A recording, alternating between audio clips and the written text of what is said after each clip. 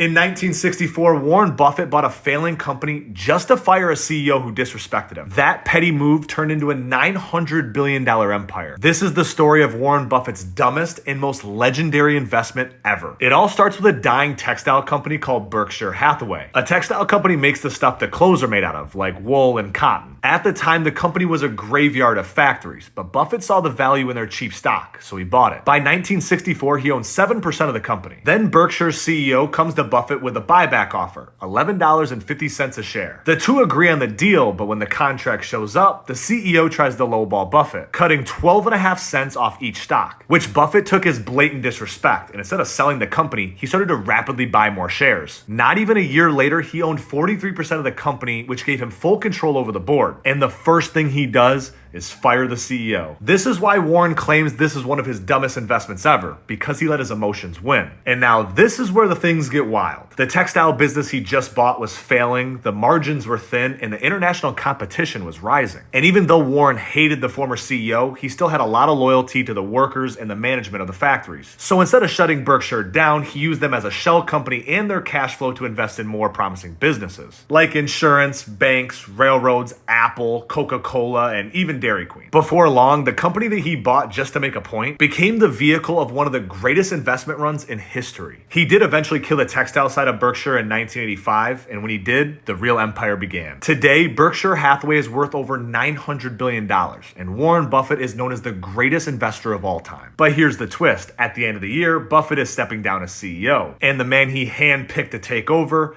is Greg Abel, a quiet Canadian accountant, now tasked to run one of the most powerful companies in the world. And it all started over a 12-cent insult.